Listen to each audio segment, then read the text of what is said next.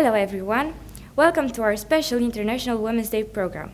Our mission is to raise awareness of women's power and their rights, including an interview with the film director Rachel Kaden and her work on sexual violence. Our first feature is going to be about women's choices.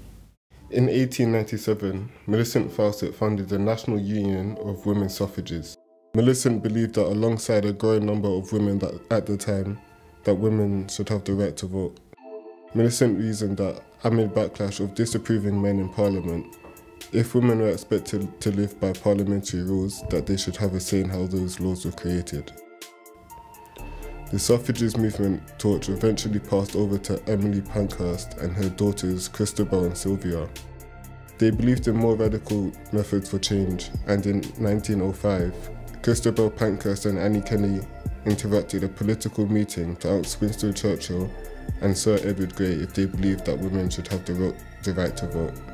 Not receiving a response, they waved a banner and demanded that men answer for the pertinent questions. They were arrested, and after refusing to pay any fines, they were put in prison for their actions. This set off a chain reaction, and eventually, in 1928, women were allowed to vote independently. Thanks to these brave women's persistence and sacrifices, women in the West have more freedom and are edging ever closer to complete equality. But there are still many places in the world where women are still far away from this milestone. A growing number of women in Iran are protesting against mandatory headscarves. They are tying headscarves on sticks and waving them around in public. This movement was known as the Girls of Revolution Street. My name is Elnaz. I was born in Iran and growing up there. From age of 7, all females have to follow compulsory hijab law. And if they don't wear hijab, they are not able to get education or get a job. There are many punishments for who don't wear headscarf. They can get arrested, they can get fined, or they can go into jail.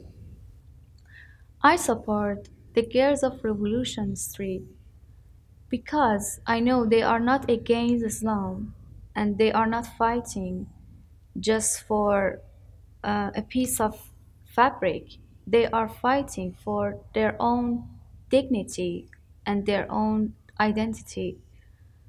And I think they are looking for their freedom of choice.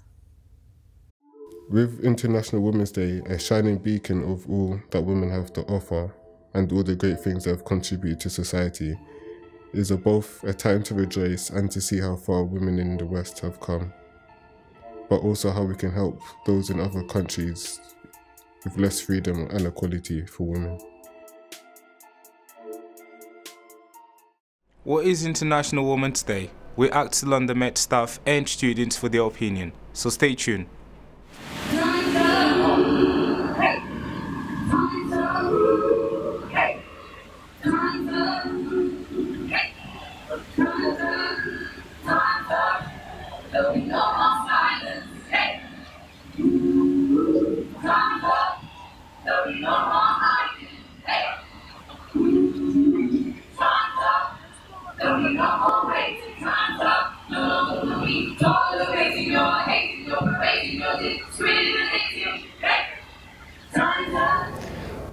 Well, International Women's Day seems to have quite a high profile in the media, and it crops up all over the place, almost randomly, which is good.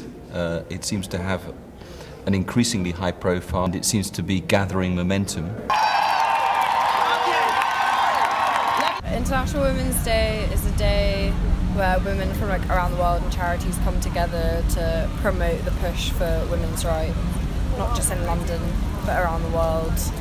I'm marching today because I feel that there's still unequal level in pay for women in the UK, but I think that women's rights are a lot more important in other countries. I think it's still important here, but I think that a lot of the things that are going around the world are a lot worse than what's going on in our country today. In the Western world, I don't believe that women face as many issues as in closed societies, such as Saudi or Middle Eastern countries, Pakistan, India. It's come on hugely, even in my time, but it's still a long way to go. I think what we thought was progress 30 years ago isn't progress at all. We're all humans at the end of the day. You know, we all have the same needs, same rights, or we should do anyway. So we should just think of each other as humans, not, okay, she's a female so she can't do that, or he's a male so he can't do that.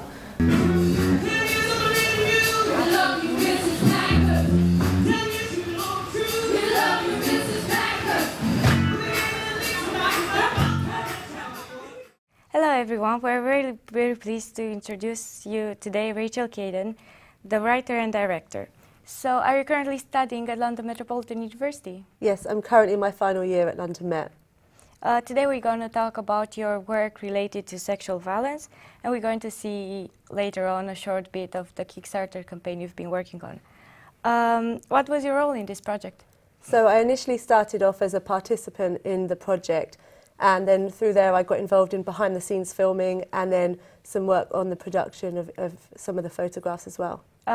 I say let's just watch it. 1 in 5 adults in the UK have been raped at some point in their life, according to Rape Crisis UK, which I found to be an unbelievable statistic for a first world country. It's time to present rape in a way that allows society to speak openly about it. I was assaulted many years ago and realized that I'd never felt more horrible until I did art therapy, and I discovered that healing trauma through art really worked for me, and I thought, well, this is something that I actually would like to explore with other people. That looks really good.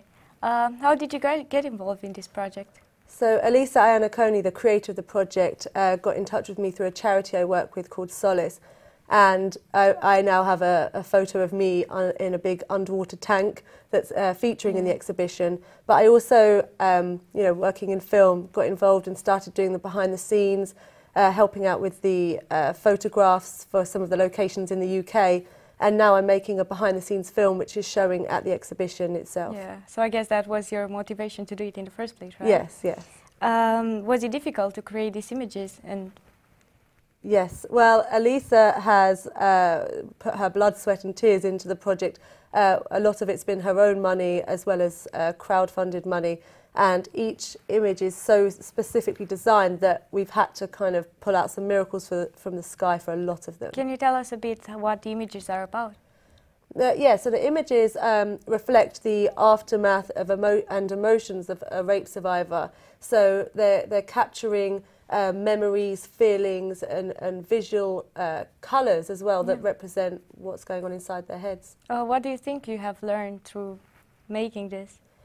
I've learned how to make something happen from nothing, that nothing is impossible, and also the art of collaboration, that the creator is really inspired by the subject, and it's a team effort.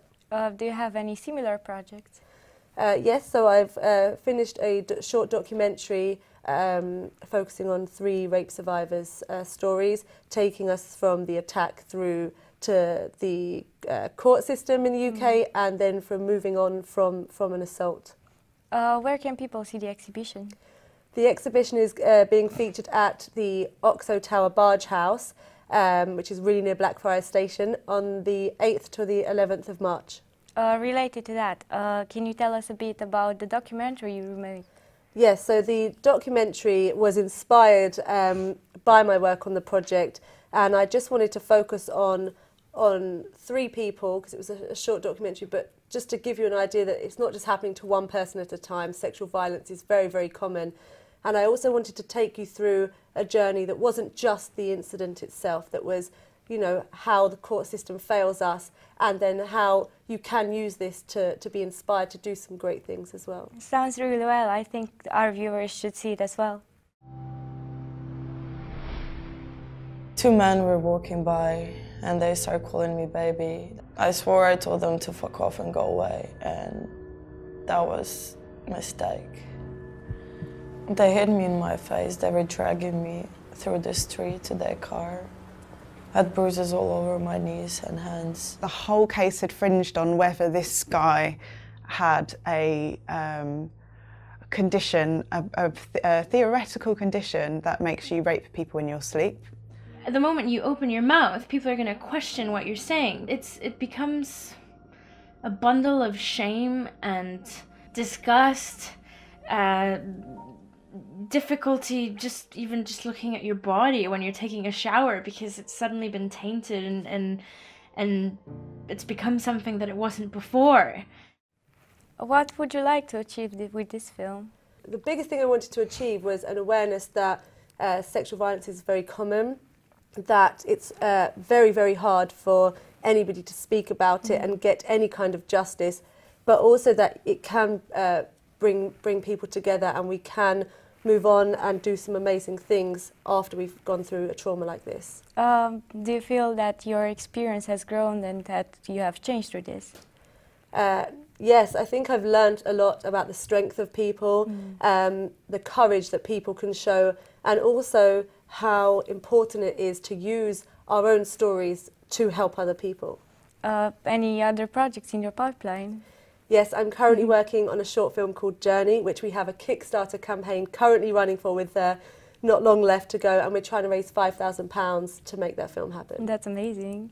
Thank you. What advice would you give to the young people who want to study this and get into the industry? I would say go for it, never ever give up, especially to women filmmakers out there. I would say just keep pushing, take yourself seriously and ignore any negativity because anything is possible. This was Rachel Kaden. Thank you very much for coming today and showing us that things are actually changing in the world. Thank you for having me. Throughout history, men have always been those in charge, but times are changing. We went out to find out what people think there's an imbalance between men and women in high-ranking jobs. I think there's an imbalance because it's been set in motion from it having it that way from years ago. Reason probably is that's how it's been for a long time and it's only beginning to change now. I think there's more men in high-ranking jobs. It's probably a historic thing. Traditionally, men have had more power for various reasons, and it's taken some time for things to even themselves out.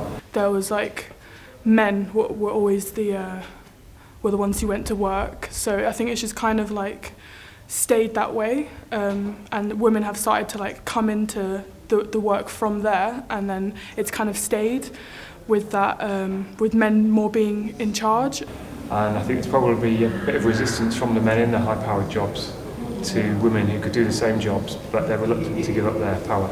And I think that it's slowly kind of coming to the point where women are able to kind of get to those higher positions. We wanted to find out why people think it's important to see women in powerful roles. I think it's important to see them in high-ranking jobs because then it shows that women can be in high-ranking jobs. I think it's important for young women to have something to look up to. I think it's important to see women in high-ranking jobs because why wouldn't you? Why shouldn't you? There's half the population or so talent that's not made the most of. Also, I think there should be a fair distribution of male and female jobs because I think they have slightly different ways of working. And if we're only working with one half of that, we're at a disadvantage as a whole population. It's quite men-dominated, male-dominated, so when you start seeing more women in higher-ranking jobs, then it inspires more women, younger women, to maybe go for those higher roles. Thank you very much for watching us. I hope you enjoyed it and have an amazing International Women's Day. Goodbye!